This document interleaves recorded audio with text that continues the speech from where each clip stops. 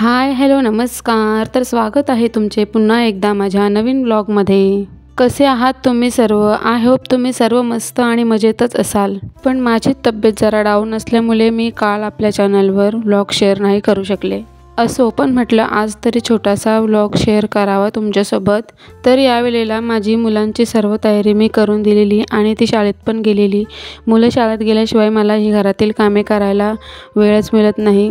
ती शाळेत गेल्यावरच मी ही क्लिनिंग डस्टिंग करून घेते माझी. तर अशा प्रकारे मी सर्व डस्टिंग करून घेतली, सोफा वगैरे पाहू शकता तुम्ही. आता त्यानंतर मी लादी पुसून घेतलेली आणि मला लादी पुसताना कोणी मध्ये आलेलं पण आवडत नाही. त्यामुळे मी मुलं शाळेत गेल्यावरच लादी पुसून घेते, जेणेकरून मग माझी पण चिडचिड होत नाही. तुम्हाला माझे असे सिम्पलसे व्लॉग बघायला कसे वाटतात मला कमेंट करून नक्कीच कळवा.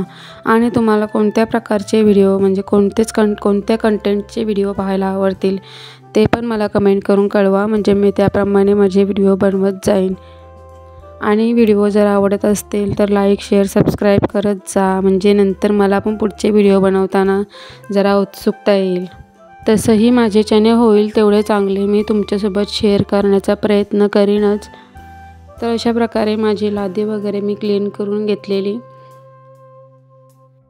त्यानंतर बाकीची कामे करण्या अगोदर मी सकाळचा चहा घेतलेला. आई बाबा आणि माझ्यासाठी मी चहा ठेवलेला.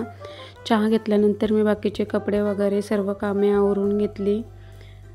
दुपारचं जेवण पण मी रेडी करून ठेवलेलं. आणि त्यानंतर मला संध्याकाळी द्यायचा होता एक ब्लाऊज शिवून, तो स्टिच करायला बसलेले मी. पाहू शकता तुम्ही अशा प्रकारची स्लीव्ज डिझाईन करायची होती मला. ही डिझाईन थोडी ओल्ड फॅशन वाटत होती, पण कस्टमरला ही डिझाईन शिवून हवी होती म्हणून मी तीच डिझाईनचा ब्लाऊज शिवून दिलेला.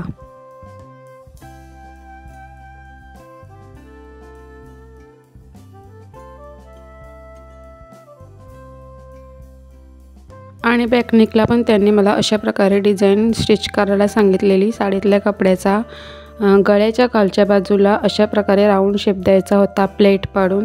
तो पण मी त्यांना प्लेट पाडून लावून राऊंड शेप पाडून दिलेला. आणि पाहू शकता तुम्ही त्यांना फोटो पाठवला त्याचप्रमाणे मी त्यांना ते स्टिच करून दिलेलं.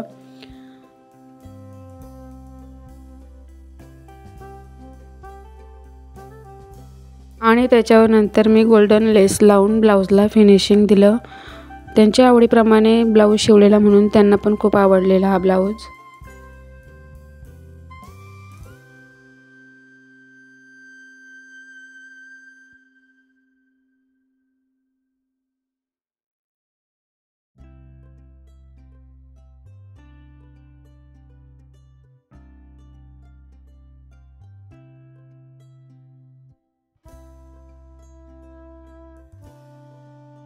असा होता या ब्लाऊजचा फायनल लुक. पाहू शकता तुम्ही. सिंपल आणि सोबर अशी डिझाईन होती आणि स्लीव्जसुद्धा छान वाटत होते हे ब्लाऊज पण. हा ब्लाऊज पण फ्रंट साईडला प्रिन्स कट होता, प्रिन्स कट शिवून दिलेला मी त्यांना. पाहू शकता तुम्ही. अशा प्रकारे ब्लाऊज शिवून झाल्यानंतर मी दुपारचं जेवण करून घेतलं.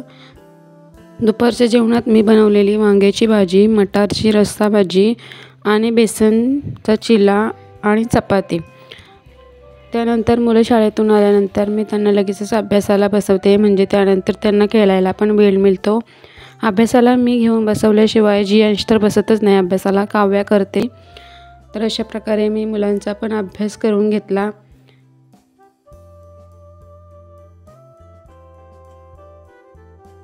त्यानंतर मी लागलेले रात्रीच्या जेवणाच्या दारीला. रात्रीच्या जेवणात मी बनवलेली माझ्यासाठी, माझा उपवास होता मंगळवार म्हणून मी माझ्यासाठी फ्लावर बटाट्याची सुक्की अशीच भाजी बनवलेली. पाहू शकता तुम्ही. आणि भाकरी बनवलेल्या. आणि जे नॉनव्हेज खातात त्यांच्यासाठी मी नॉनव्हेज बनवलेलं. तर अशा प्रकारे सुक्की भाजी फ्लावरची मला खूप आवडते. पाणी न टाकता वाफेवरच शिजवून घ्यायची. तुम्ही पण एकदा ही भाजी ट्राय करून बघा, तुम्हाला पण खूप आवडेल. फ्लावर बटाटा किंवा फ्लावर शिमला मिरची असे वगैरे केलं तरी खूप छान लागते ही भाजी सुक्की. वाटण वगैरे न टाकता सिंपल अशी ही भाजी खूप छान लागते. ट्राय करून बघा तुम्ही नक्कीच. पाणी न टाकता ताटात वर पाणी ठेवायचं, म्हणजे वाफेवर चांगली भाजी आपली शिजून येते. कमी गॅसवर 10-15 मिनटांनी होते ही भाजी, पण खूप छान लागते. अशाप्रमाणे मी रात्रीचं जेवण वगैरे करून आवरून घेतलं. आता मी जास्त करून लवकर झोपण्याचा प्रयत्न करीत जाईन, म्हणजे लवकर झोपल्यावर लवकर उठायला मिळतं. तसंही मला डॉक्टरांनी आता जास्त जागरण करायला नाही सांगितलं. तर आता आपली सिंपल आणि टेस्टी अशी भाजी पण रेडी आहे. या तुम्ही पण जेवायला. रात्रीच्या जेवणात मी बनवलेली ही भाजी, भाकरी आणि उडदाचे पापड पण मी भाजूनच घेतलेले, कारण फ्राय केलेले पण नाही, नको बरं जास्त त्रास होईल म्हणून. तर कसा वाटला तुम्हाला माझा हा आजचा छोटासा ब्लॉग? आवडल्यास लाईक, शेअर, सबस्क्राईब नक्की करा. बाय.